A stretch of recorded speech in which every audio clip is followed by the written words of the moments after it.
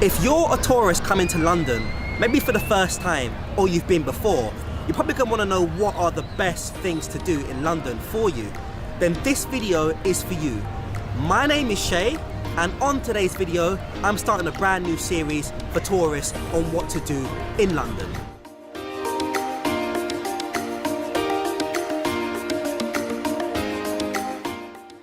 First place that I want to start is one of London's most iconic landmarks behind me, which is the London Eye. So, the London Eye offers picturesque views of the whole of London. I think the second highest views after the Shard, and the London Eye is a very popular tourist spot. The journey around the Eye takes about half an hour. Also as well, tickets for the London Eye can be bought at the register at the bottom of the London Eye. One thing I will say as well, please try to book your tickets for the London Eye as early as possible, because as you can see behind me, it's a very popular place and a very popular area of London. So if you come down to the South Bank area, very close to Waterloo Station and Westminster Station across the Westminster Bridge, and visit the London Eye.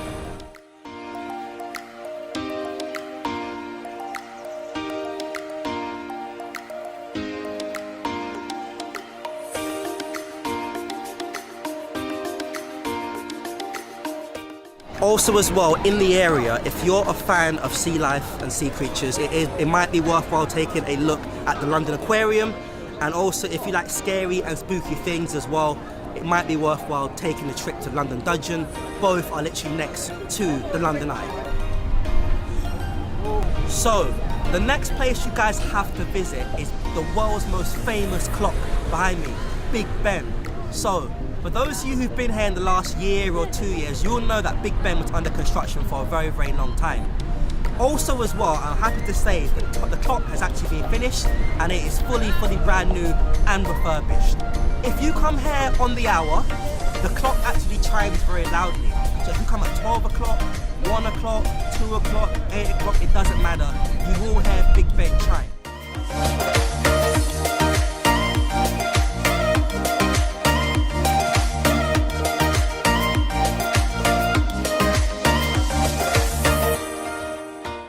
The next thing that I think you guys should come and see as tourists is behind me, the Houses of Parliament. So, the Houses of Parliament is where the 300 or so MPs from across the country meet to discuss various political decisions that affect the country. You actually can have tours here. As you can see, behind me there's a gate where you can actually book tours to see the various chambers inside the House of Commons.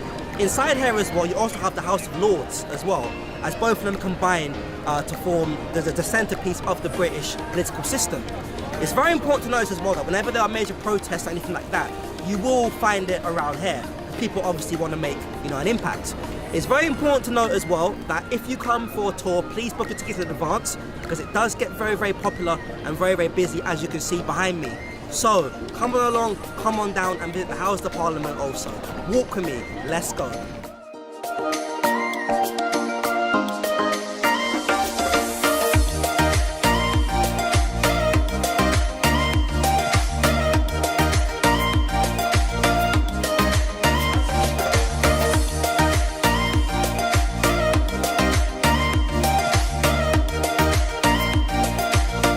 As you walk through Westminster, you will see this iconic memorial behind me.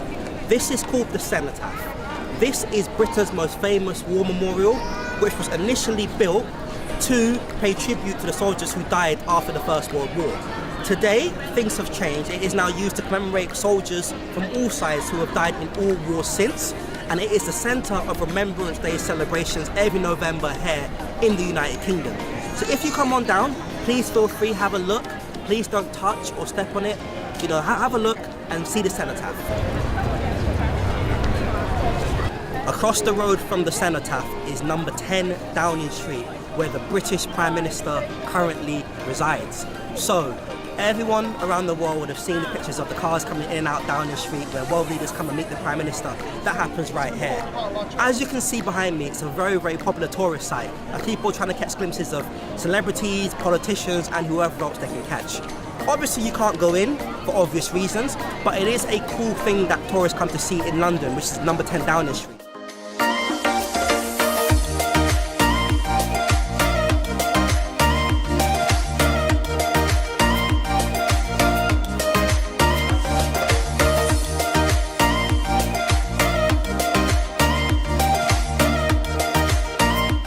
Behind me, and the next spot you need to see, is the famous Westminster Abbey. So, Westminster Abbey is Britain's most famous church, and it has hosted many royal events, from coronations, such as the late funeral of the late Queen Elizabeth II, and many other events. The Westminster Abbey has been the heartbeat of the royal family and Britain for many years. And today you can actually, as a tourist, have tours in here. As you can see behind me, many tourists queuing up. I will say though as well, yet again, please book your tickets in advance. And please be very respectful of the Abbey itself, as because it's very sacred and very historical. I will say also, the Abbey is literally across the road from the House of Parliament, and also across the road as well, close to also Downing Street and Buckingham Palace. So if you come out at Westminster Station, you will be able to see the House of Parliament, Big Ben, and Westminster Abbey. But as you can see, Westminster Abbey behind me is a place you must visit. Walk with me, let's go.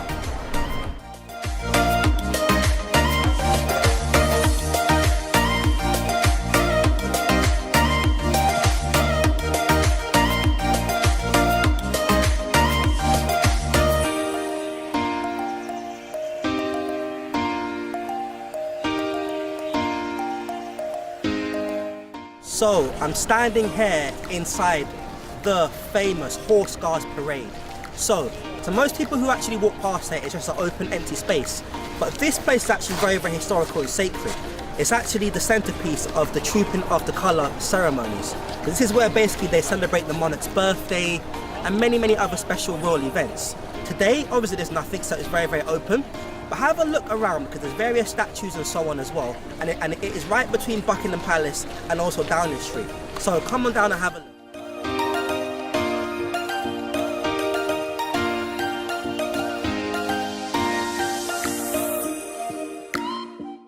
The place behind me, the palace behind me, the landmark behind me needs no introduction, and you have to see this. Buckingham Palace. I'm pretty sure 99% of tourists to the UK pass here at some point. But as we know, this is the official residence of the British monarch, which is currently King Charles III. So, as you can see behind me, it's a very popular place, booming with tourists and so on. But did you know as well, you can actually do tours in here? I think it's normally from about June till October time every year.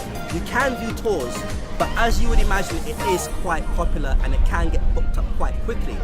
It's important to know as well how you would know if the king is or isn't in.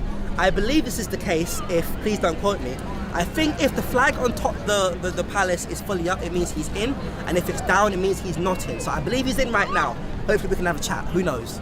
But come down to Buckingham Palace. It's important to note as well, and have a look around, you can also see the iconic memorial for the Queen Victoria, who was the Queen from 1837 to 1901. So have a walk around, enjoy the area, and walk with me. Let's go, let's go.